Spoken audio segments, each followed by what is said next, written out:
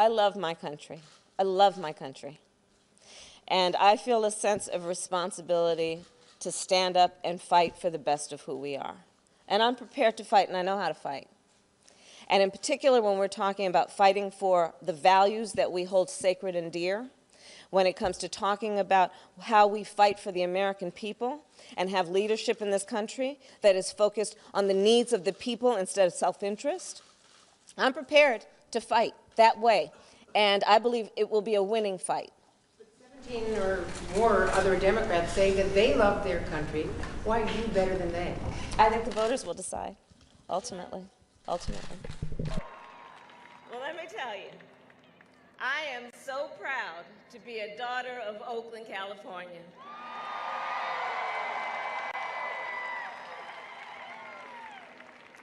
And as most of you know, I was born just up the road at Kaiser Hospital.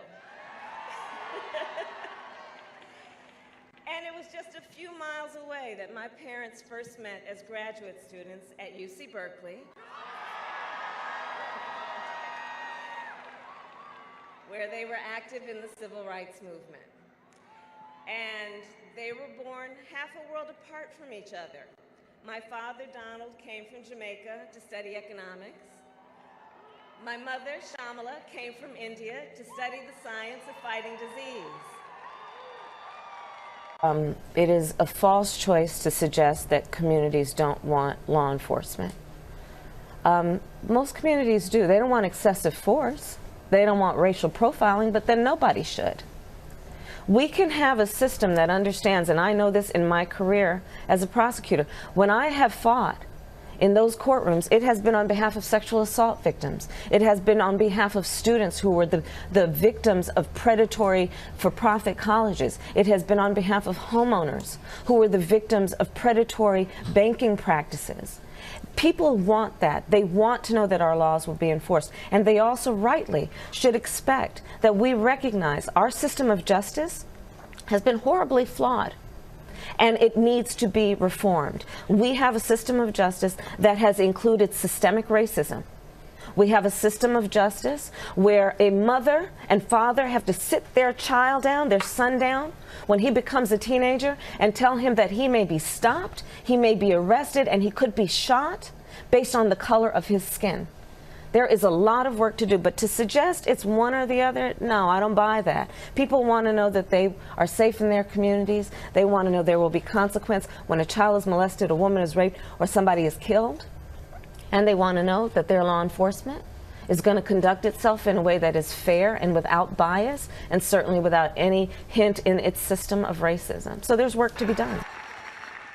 And we will honor our service members and veterans, so no one who has served this country has to wait in line for weeks and months to get what they are owed when they return home on first day.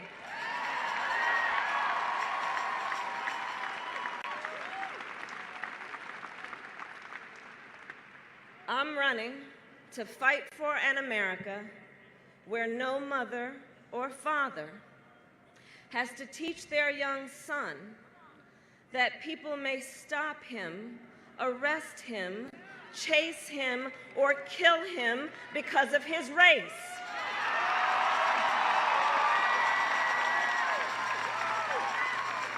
Attorney General Sessions, you have several times this afternoon prefaced your responses by saying, to the best of your recollection. Just on the first page of your 3 pages of written testimony, you wrote, "Nor do I recall, do not have recollection, do not remember it." So my question is, for any of your testimony today, did you refresh your memory with any written documents, be they your calendar, written correspondence, emails, notes of any sort? I attempted to refresh my recollection, but so much of this is in a wholesale campaign of extraordinary nature that you're moving so fast that you don't keep notes. You meet people. I didn't keep notes of my conversation with the Russian ambassador at the Republican I'd like convention. to just talk about what you did. You know, I'm just saying I didn't keep notes on most of these things, and there's nothing for me. Will you provide this committee with the notes that you did maintain? As appropriate, I will supply the committee with documents. Can you please tell me what you mean when you say appropriate? I would have to consult with lawyers in the department who know the proper procedure before disclosing documents that are held within the Department of Justice.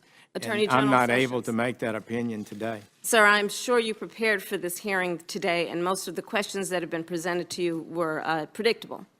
So my question to you is, did you then review with the lawyers of your department, if you as the top lawyer are unaware, what the law is regarding what you can share with us and what you cannot share with us, what is privileged and what is not privileged? If you win, Yes. you're going to be Commander-in-Chief. Yes. What qualifies you to be Commander-in-Chief? Well, first of all, let me just say I love my country. I love my country. And this is a moment in time that I feel a sense of responsibility to stand up and fight for the best of who we are. And that fight will always include, as one of the highest priorities, our national security.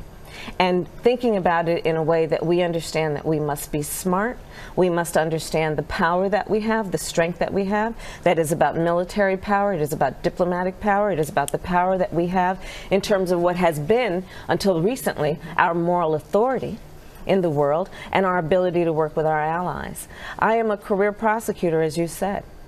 My entire career has been focused on keeping people safe. It is probably one of the things that motivates me more than anything else.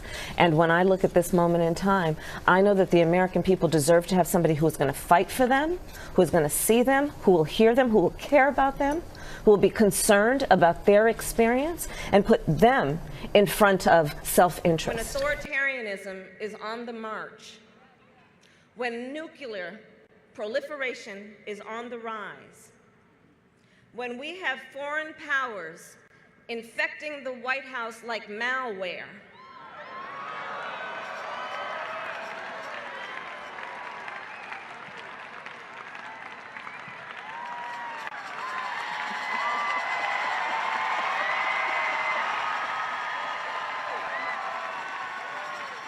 let's speak that truth. And let's speak truth about what are clear and present dangers. And let's speak the biggest truth of all. In the face of powerful forces trying to sow hate and division among us, the truth is that as Americans, we have so much more in common than what separates us.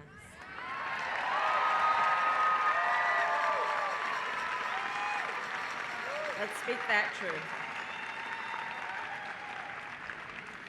And let's not buy that stuff that some folks are trying to peddle. Let's never forget that on the fundamental issues, we all have so much more in common than what separates us.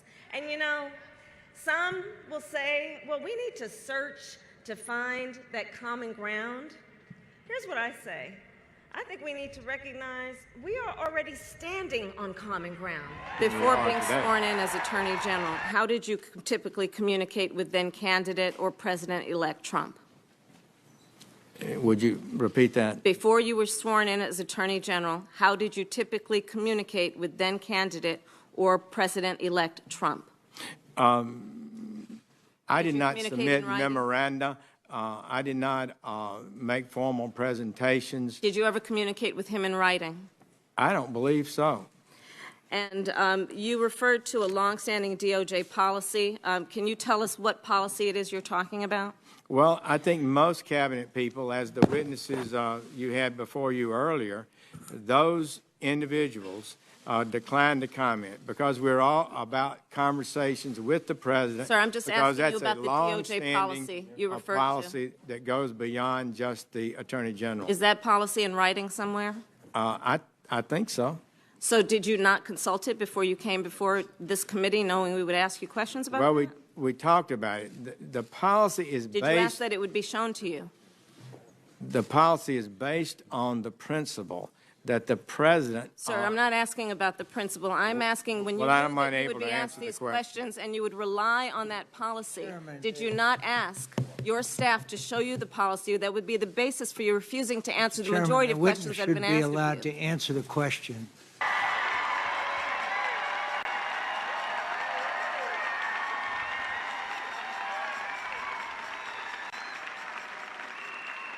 I will lead with integrity, and I will speak the truth. And of course, we know this is not going to be easy, guys. It's not going to be easy. And we know what the doubters will say. It's the same thing they've always said. They'll say, it's not your time. They'll say, wait your turn.